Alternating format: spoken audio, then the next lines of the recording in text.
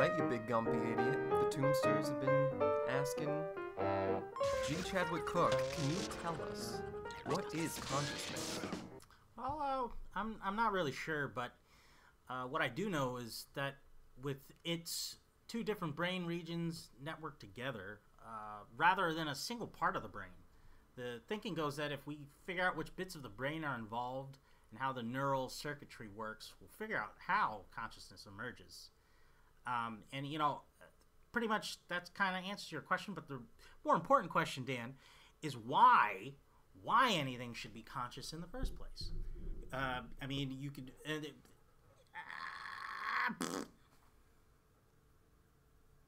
Hey Toonsters, and welcome to another episode of Raised by Toons podcast. I'm Dan Koosalagoop Mason. And I'm Chad Action Hank Cook. And if you're listening in, you can tell by Chad's detailed analysis that we're going to be a little brainier today and do Dexter's Laboratory.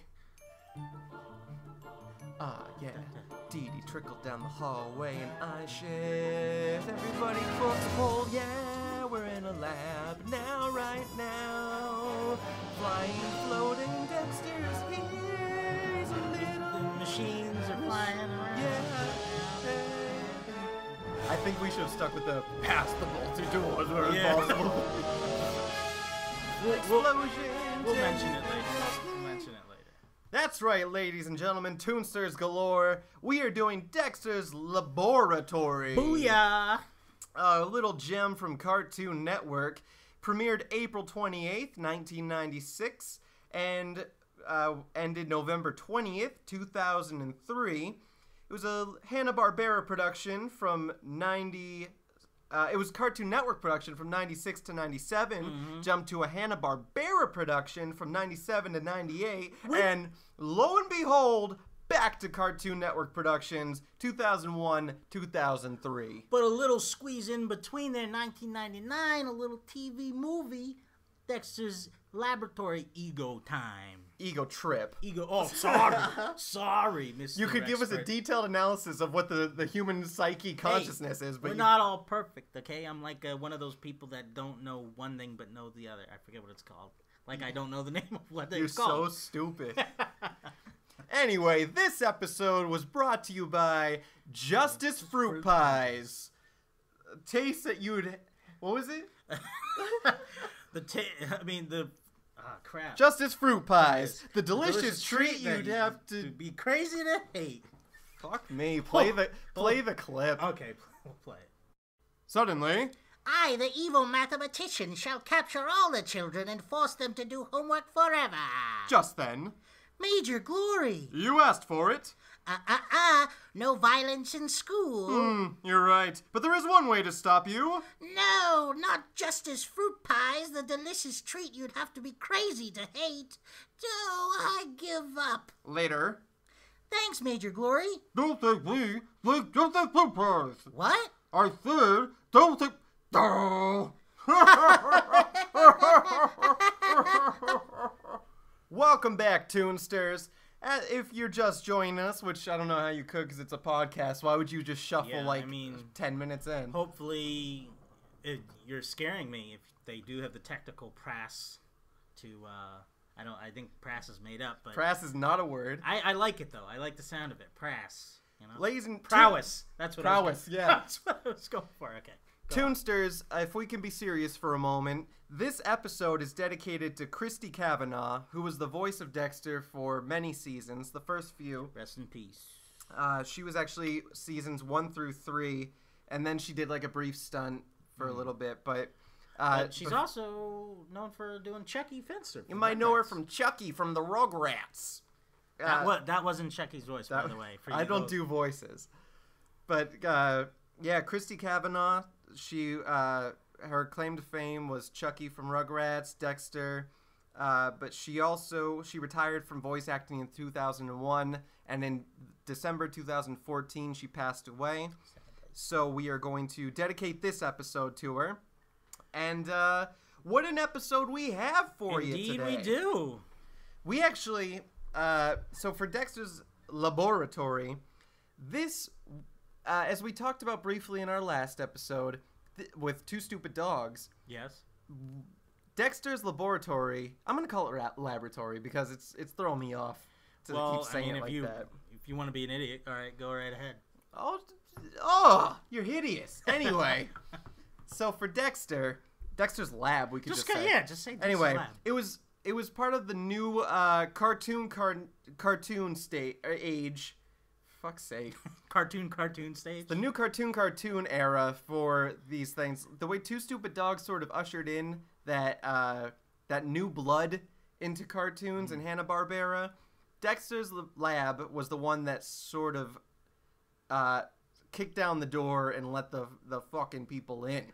Yeah, go on. Oh no, where were you going? It started a bunch of careers. That's exactly where I was going. Yeah. Maybe some of these names might stick out to you, Toonsters. Craig McCracken from Powerpuff Girls fame. Seth MacFarlane from Family Guy fame. Butch Hartman from Fairly OddParents fame. Rob Renzetti from Penzetti.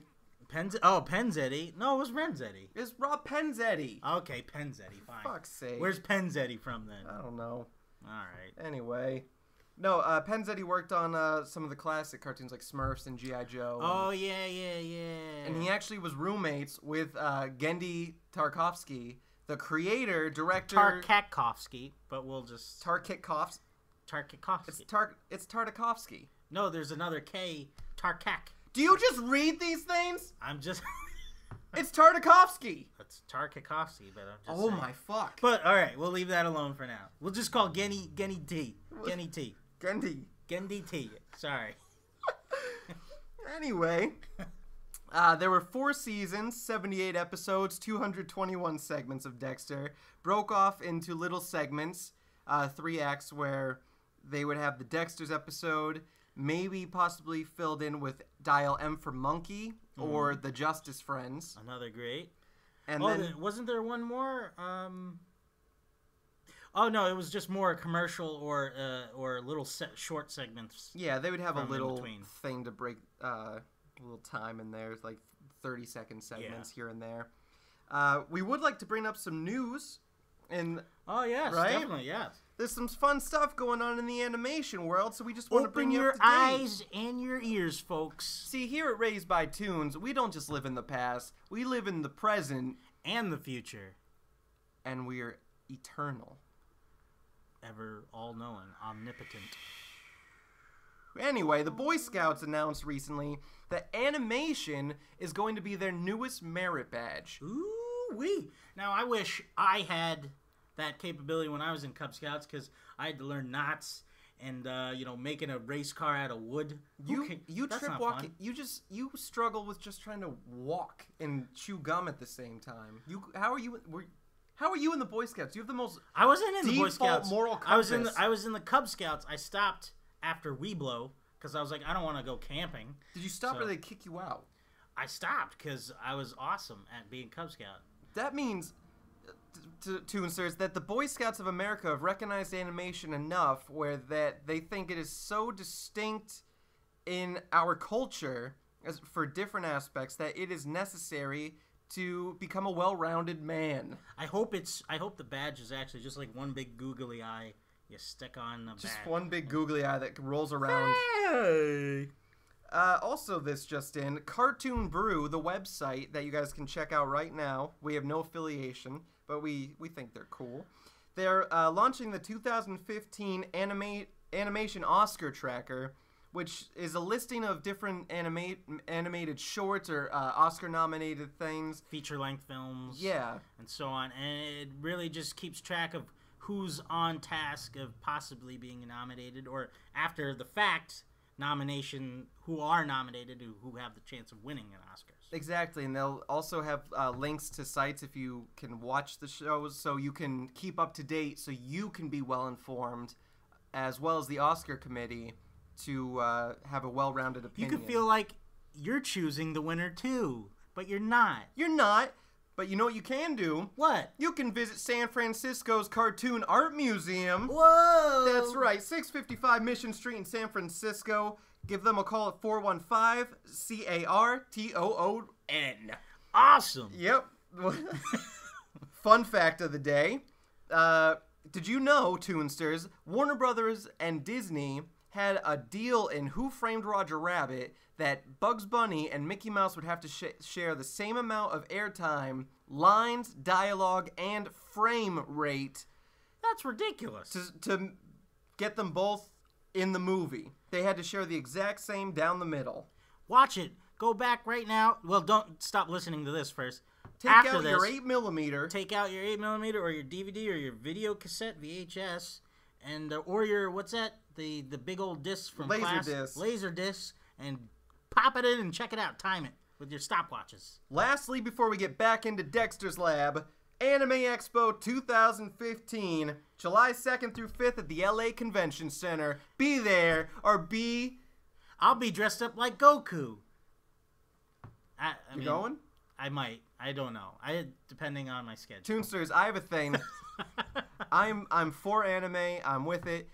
But I am not there. I am not ready to attend one of these yet. He's very frightened by other people. You should be, what's his name? Gami? What's from Dragon Ball Z? Kami? Kami. You should be Kami. Because there are no black characters and you're just making me a green alien? Is that what you're trying to say? That's Piccolo. Oh yeah, you're right. Kami's black.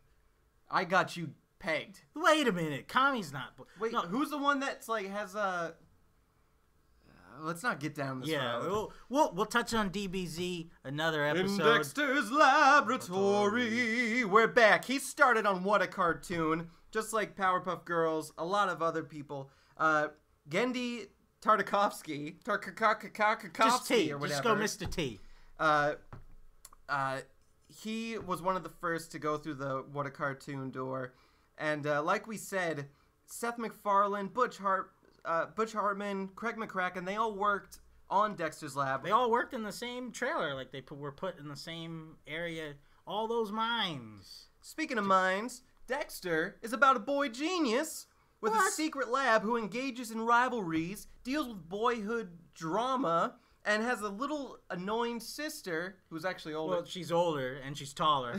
Who has a big annoying sister named Dee Dee, who is always trying to destroy his laboratory, but somehow always outsmarts him as far as... It's like a coyote and a roadrunner, routine between them. He can never really catch her, and she's always smarter, getting away by the luck of her teeth. Right, it just goes to show that no matter how smart you are, you will always be dim-witted by a tall, gangly roadrunner-looking thing. Yeah, Bill Gates. What? Where? Just let it go. I can't let everything go, Chad. Anyway. So, there's a lot of voice actors in the show. We were talking about Christy Cavanaugh. But also, Rob Paulson. Big name. From Pinky. Animaniacs. Yeah. So he's in everything. Mainly a majority of your WB television shows that you watched as a kid. Tom Kenny, Frank Welker, Kathy Sose. Tara Strong. Tara Strong was in it. So we hear these names and we're thinking, staples in the animation, right? Yeah. But, however, what you didn't know is that Dexter's Lab actually went through a series of A-list celebrities auditioning for these roles. What? That's nuts. Yeah. So we searched through the archives and found the original audition tapes. That's where you ditched me for golf. I mean, well, we were going to play golf, but you ditched me. That's where you were. You were at the archive. Yeah, that's what I was doing. I wasn't anywhere else. I wasn't at parties and with friends and social scenarios. And you don't golf. You Happy Gilmore it. I don't call what you do golf. I just swing. I'm gonna post a video of him swinging, and you'll see Toonsters. Anyway, enjoy these archived audition tapes of the original Dexter's Lab auditions.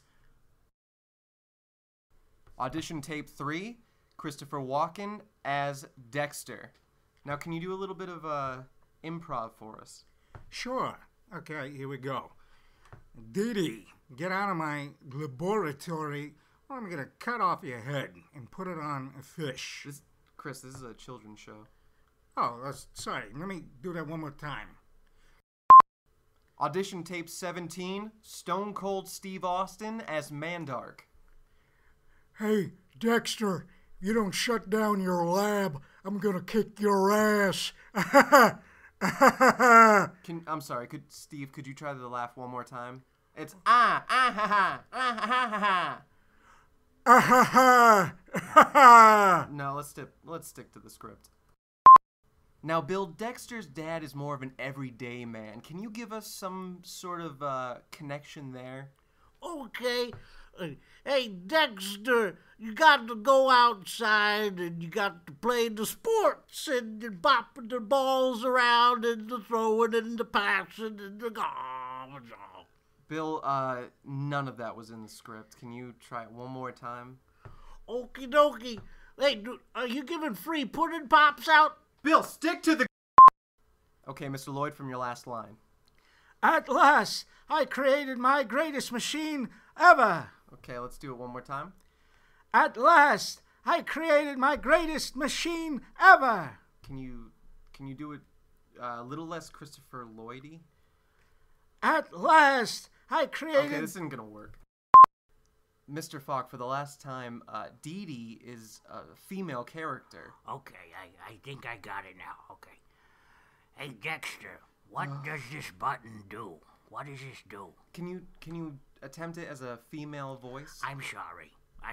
I'll do it. Dexter, what does this button...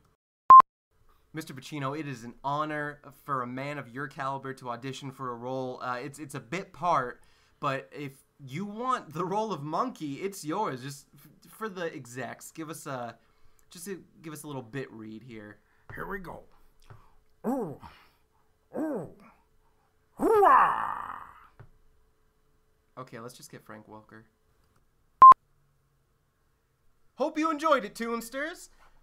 I think I didn't know there's so much talent there. I mean, I think they should have casted some of those people. I think it would have been a much different show. They had quite an impressive little roster there that they got them all in for that. I'm amazed that some of those people even still audition for things, you know? Yeah. They're so well claimed and known, and it's just shocking. What some people might not have known about Dexter's Lab is that Gendy pitched the idea to Hanna-Barbera Productions in a world premiere toon animated short thing. He submitted it, and it was then brought to What a Cartoon. Yeah. Where people voted when the internet was still sort of a new thing. You kids might not... What's this? Yeah. I don't know. When it was still relatively new, people could vote on the internet, call in when that was still... When you could still talk to a human being over the phone. Mm-hmm. And they voted for Dexter, and it easily became one of the most popular cartoons of the time. And started the whole new cartoon era. I mean, who wouldn't be attracted to it? A small, frail boy, Gingerhead, who creates mechanisms and robots and aliens and bombs and guns and lasers. And he did have some, Japanese mecha anime influences there. He did. Also, Merry Melodies, the Dover Boys, and the Pimento University. If you remember Tom, Dick, and Larry cartoons. Ah, yeah. That had a heavy influence on the art effects. And I was gonna recommend some episodes for the Toonsters listening in, so you can follow along at home with us. Some episodes that we wanted to mention: Dexter's Rival. Ah, yes. Dexter's Rival is the introduction to Mandark. That was not bad. Yeah, not bad. We synchronized on that. It was pretty good. So Dexter's Rival, and first of all, the subtleties in the animation are what makes this a recommendation. The teacher's face, the lightning strikes when Mandark's name's brought up. Dogs barking. It is so damn funny. And another one I want to bring up is something that was not seen on TV. Oh, I recently watched this one. I wish they actually did air it, or I hope it's on the DVDs at least. Maybe. You can YouTube it anyway, Toonsters. It's called Rude Removal, and it's about Dexter's invention that removes the rudeness and subsequently creates another entity, another version of themselves that is all rude. So it's pretty much like an evil and versus good in the episode. Not like physically, but more just how they are... their demeanor. Demeanor in the household. So he thinks Dee Dee's being rude, removes the rude from her, but it accidentally gets him as well. And the rude versions of Dexter and Dee Dee are so freaking funny. Oh, man. Because it's just them going like, hey, what are you doing? Bleep! We're gonna go fuck up your lab. Like, it's so funny, Toonsters. Yeah. You have to YouTube this. Although, obviously, the cursing is bleeped out, but you can Makes tell. it funnier. You can obviously tell what they're saying, though. This But tastes it like makes it- shit. Yeah. It's so funny to hear Dexter and Dee Dee talk like this. And the weird thing is, the rude version of Dexter... Well, we all know that he's got some sort of foreign accent, but we can't really put it on one type of accent. But as the rude one, it's sort of a New York-esque, like It's a Brooklyn, nondescript European Brooklyn. yeah. And then like hybrid. the good version that came out of it is more British, European, kind of like more polite, very like how are you today? And the ba. Yeah, that was very. What's his name? How about you today? Is that Anyway. Pinky? I don't know. Yakko, No, Wacko, somebody. How are you today? That was Rocco. Rocco's what I'm thinking of. Oh yeah. Garbage But day is a very dangerous day. day. Anyway, so another one is towards the later end. So as some of you may not know, Dexter went through a revamping where there became inconsistencies in the storyline, different animation, but one of them was pretty great, and it was a Wacky Races tribute where they had all the characters, which, by the way, Justice Friends and Monkey, they were removed after the second season. Albeit, those were like part of the best part of the show, I think, in those first two seasons. They were hilarious, but they were removed, and they came back for the first time in this Wacky Races episode, which played out just like the old Hanna-Barbera ones, which we should do. We gotta review Wacky Races. Of course. I mean, as long as we could get copies and stuff and read them and listen to them. We don't need to talk about the logistics on the radio channel. Okay. So they live out the Wacky Races. They have some secondary characters like Kusi, the Kusa Lagoopagoop, DG's imaginary friend. That's a hilarious name. And they also had Valhallen, the infraggable Crunk, and Major Glory, and M for Monkey and Agent Honeydew, which brings us to the segments. What was your favorite segment? My favorite segment was the actual was the commercial they did with Major Glory of the Justice Fruit Pies. Jesus.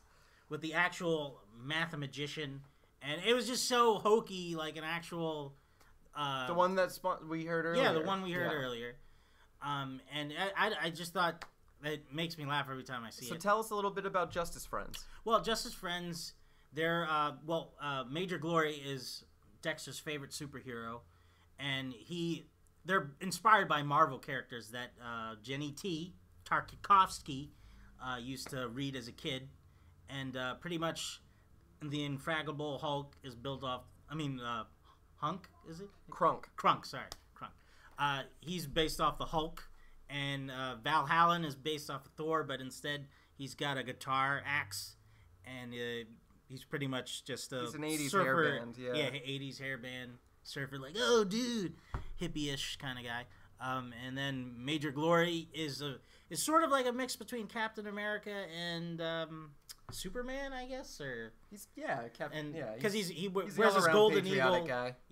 golden eagle mask, and like the flag is his cape, and he's just got the star and What were some of colors the What were some of the aspects about the Justice Friends that made it stand out? well, for one, it was more of a sitcom than it was an actual like fighting justice, kind of superhero Right. cartoon. They very rarely touched upon the action sequence. Maybe like to begin it off, they'd stop some criminal, but then the rest of the show is them living together and like dealing with some sort of trivial thing, like watching Facing their the favorite challenges show. of everyday life. Yeah, super pals. Like, they change light bulbs. They battle over who can watch the TV.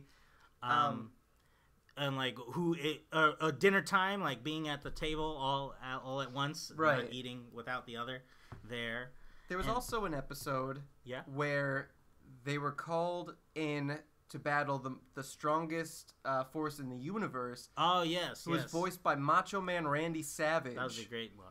And this was the first crossover episode with Monkey from the Dial M for Monkey segments, which was Dexter had an ordinary monkey, and he would do lab experiments and just figured plain Jane straight down the middle. However, through telekinetic callings, Agent Honeydew from the secret organization would call for Monkey's help, and then he would instantly just teleport, become a superhero. Well, a question I always... Did he have those superheroes before he was held by Dexter, or did Dexter's experiments actually work? Excellent question, Chad, because we did see in an episode that one of Dexter's laser beams that went astray struck his mother, and she became super powerful. Mm-hmm. So it looks like the technology is there, and it is sound. Yes. But was he just born a super monkey? Yeah, and are those superpowers what counteracted the experiments that Dexter did? That's why he's like, oh, he looks like a normal monkey. But, you know, who can... We don't know. We gotta send an email to Jen T, and he's maybe... busy these days. What is he working on? He's like, was it Gravity Falls? No, he's working on that Centennian Titan or something. Yeah. Anyway, I was gonna say, to give you a scale of Monkey's powers, in that episode where everyone in the universe was called to fight Macho Man, I'm gonna call him because I forgot his name. Yeah, just Macho Man's fine. So when they go to fight Macho Man's character, he defeats the Justice Friends, and Monkey, he even defeats Monkey, but Monkey keeps coming back and he won't give up. Yeah. His will, he keeps crawling at him, and that makes him decide to spare the Earth. Excellent episode. YouTube it. It's not on Amazon Prime right now for streaming. It used to be. No. And then it was on Netflix. It's not on Netflix anymore. But it is on Hulu. It's on Hulu Plus. So if you guys have a subscription to that, just type in Dexter. And don't confuse it with the other show, Dexter, because it's not a cartoon. Unless there is some sort of crossbreeding thing. They're both redheads, though, weirdly. You think? Maybe he's grown up. So, Chad, what would you do with your own lab? With my own lab? That's a good question. Well, I would create WMDs, and and I would also create vats. I would have lots of vats of things. Of what? Like, I don't know, certain kinds of liquids and chemicals. Just for like aesthetics? Just aesthetic. Yeah. So you would make weapons of mass destruction. And just bubbling vats. Yes. You're the worst. See. This is why you are the worst. You can't be a villain because you don't have the follow through or the know-how. No, see, I see. It's sort of a magical liquid. And how can you make WMDs? No, you lower like a pen. What would your lab look like? Chrome. First of all, wait. I'm sorry. I have to go back to that. Yeah, let's jump back. Okay. You lower a pencil in, it becomes a cruise missile? Yeah, because it's sort of a cybernetic... Explain the math and science behind There's nanotech in the liquid. Don't just say shit! No, there's nanotech in the liquid, and it forms the pencil into a, like a cruise missile, or, whatever I need. What would your lab look like? What sort of, besides bubbling vats and warheads everywhere, how vast? Because, as we saw, Dexter had sort of like an endless, nondescript lab that... You couldn't tell if it was underground or where, but... There was no pathways that... Past the vaulted door, where impossible things may happen. But there was no, clear directions, this section has what, this section has animals and stuff. But what would yours look like? Pretty much there'd be a lot of chrome paint, very silver-esque, and lots of flickering lights and a big old computer. Why do you purposely put in flickering lights? Because that's sort of just an error because of all the energy surges and everything. That's like a fault in some programming. That's No, not it's something like- you want. You don't want a strobe. No, some LED lights just be like, hey, we're working. It shows us that we're working, you know? We're You know what going on. shows? You We're know? flickering No, on. fuck you, Chad. You know what shows how lights are working? When they don't fucking blink. That's how you find out when lights are working. There's a very distinct way to tell if a Well, light's no. working. The lights in my things say it's working. They're not, like, malfunctioning. It's going, hey, we're good. If they're not blinking, then there's a problem. You know? That's gonna be an issue. It's like when you put up your Christmas lights and not all the lights are on, there's an issue, right? But when all the lights go, hey, you're the best house on the block, right? Toonsters, if you can make any sort of reasoning out of this, please email us or send us something on Facebook because I have no fucking clue what he's talking about. Well, okay, what would your laboratory be? Okay, I would have functioning lights and vats that maybe contain certain chemical traits Okay. opposed to just bubbling for the sake of fucking bubbling because it's not fucking Bill Nye's little science lab. It's a state-of-the-art facility. Yeah. I'm going to cure cancer. Oh. I'm going to feed the homeless I'm going to create a new fuel source. And wait, this is all free? You're doing this for free? Oh no, I'm going to charge so much. okay. Oh my god, if they can't pay. Oh, if they can't pay. Oh, it's going to be bad. Cuz here's the thing. Yeah. I'm also going to take away everyone else. I'm going to take out the competition. I will be the only source for these things. So like the mumps vaccine, you're just Yes. Okay. Everything. I will cover the board. And I have this endless lab of this vast Yeah. array of Of technology at my hands. Yeah. Can you point one of the pieces of technology you have? Okay. I would create Yeah.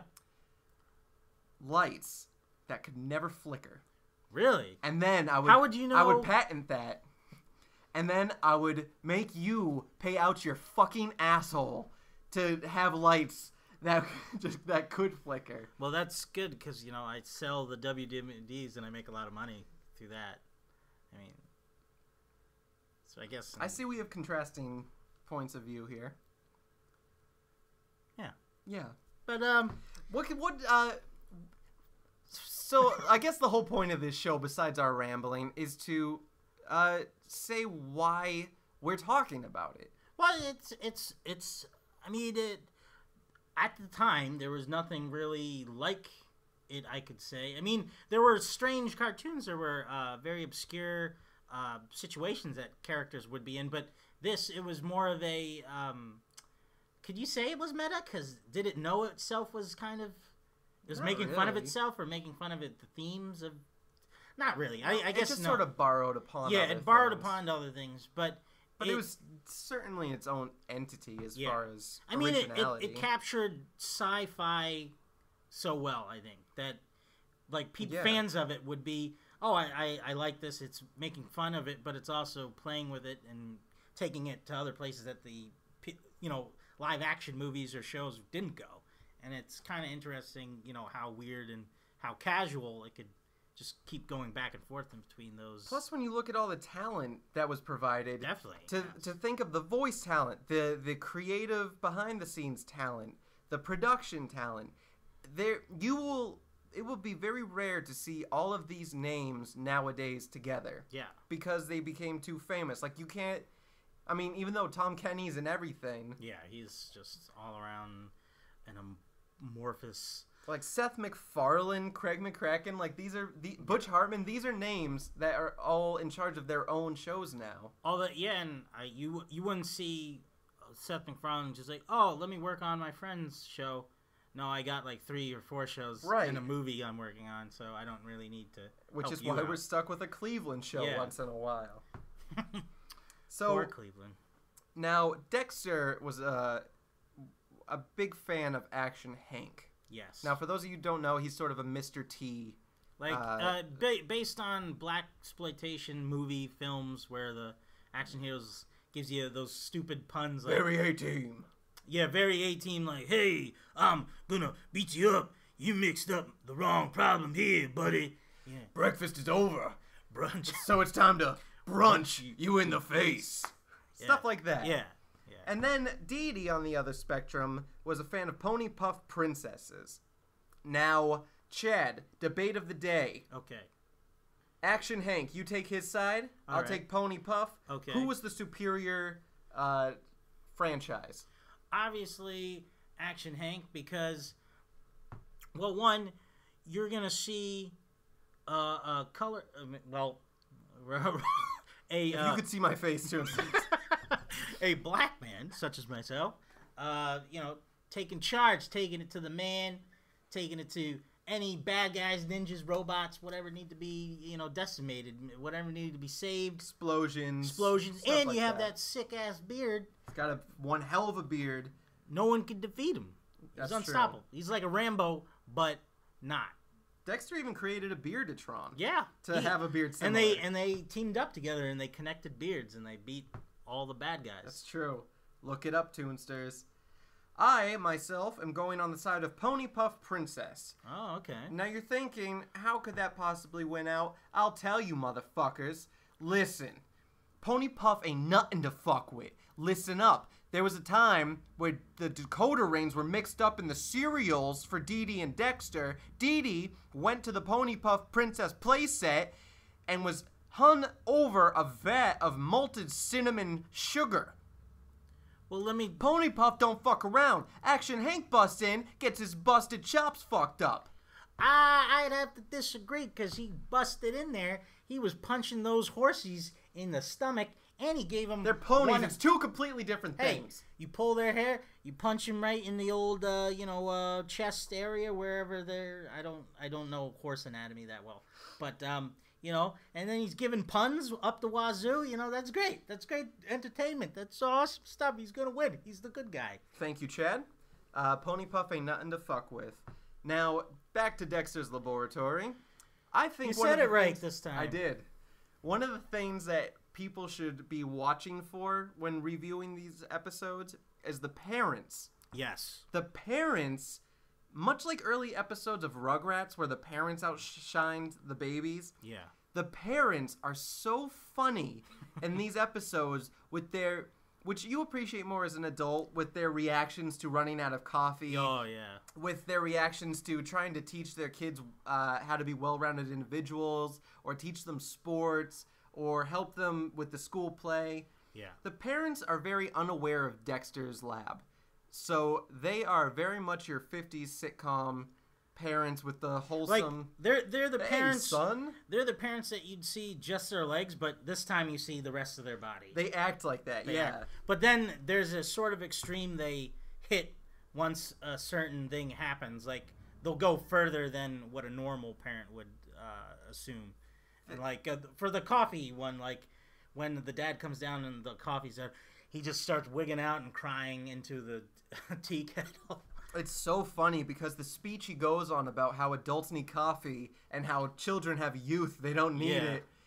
And then the reactions, you have to go back and watch. It's simply a cinematic, animatic, cratomatic, blatomatic masterpiece. Also, the ways they, I guess, are when they're happy, they're at their most funniest because, like, the dad coming home for dinner.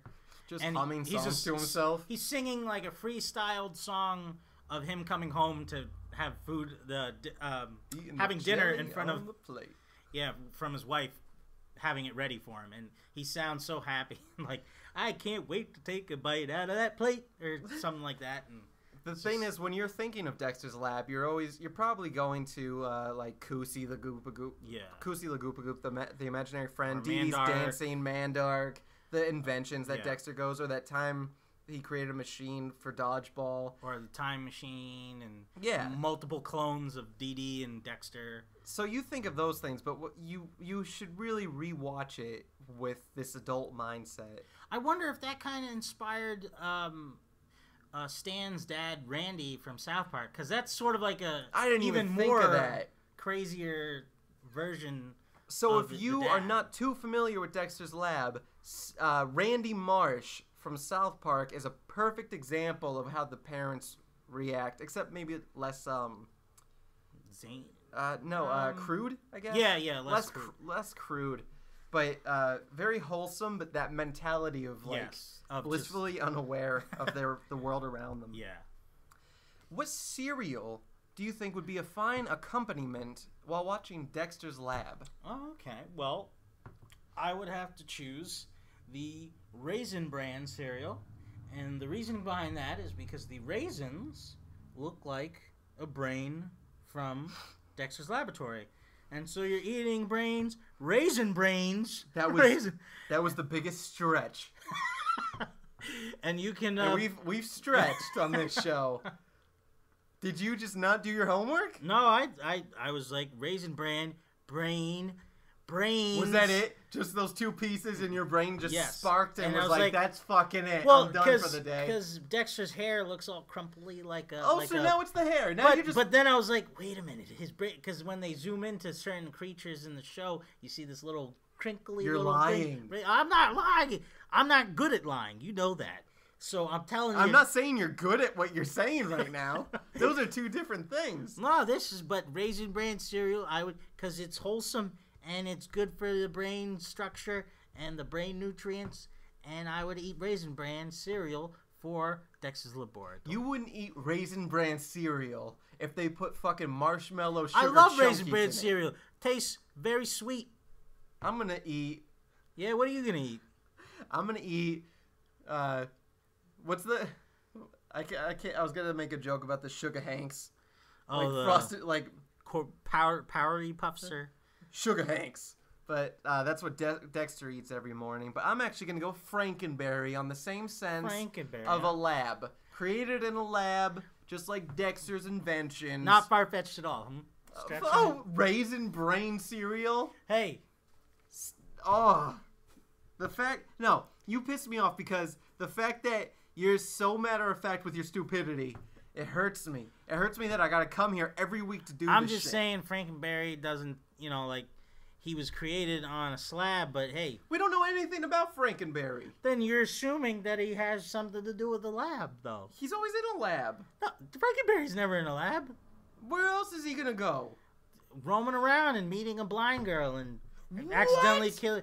Yeah, because he accidentally kills her grandpa or something, and he's just like, oh, no, I don't want to hurt you, so I'm going to leave, and I'm afraid of fire.